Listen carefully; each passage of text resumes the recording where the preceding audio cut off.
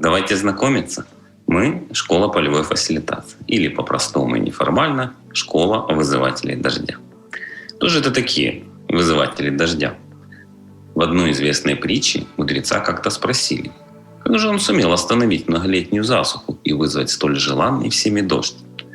На что мудрец ответил: засуха прекратилась не потому, что я вызвал дождь, а потому, что был нужен кто-то, кто просто слышит естественный ход вещей. Значение термина «фасилитация» – помогать, способствовать, облегчать. В практической деятельности фасилитация – это организация процесса принятия индивидуальных и групповых решений. В чем же особенности и отличия полевой фасилитации от обычной? Обычная фасилитация опирается на индивидуальный и групповой опыт и общепринятые картины мира. Полевая фасилитация происходит в поле неопределенностей и выявляет сквозь все единый, всепронизывающий живой организм. Обычный фасилитатор помогает построить план пошаговых изменений и проясняет ситуацию в рамках заданного запроса. Полевой фасилитатор возвращает ситуацию к естественному ходу жизни во всей полноте и на всех уровнях проявлений. Обычный фасилитатор – это профессия. Полевой фасилитатор – это образ жизни вызывателя дождя. Так чем же занимается школа полевой фасилитации? Во-первых, нам просто кайфово так жить.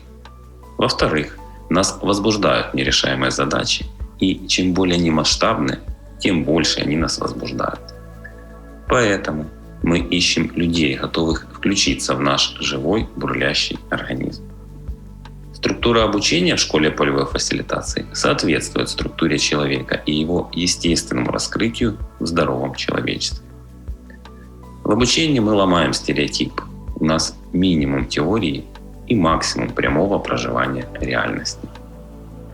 При этом существует несколько обязательных этапов обучения. Первый этап – подготовительный. Развлечение локального и нелокального способов восприятия мира, раскрытие сквозного живого присутствия, сутевой контакт друг с другом из безусловной любви. Второй этап – мистериум. Инициации взросления, включение необходимых глубинных качеств, спящих у обычного человека. Организмность как новая среда обитания человека будущего.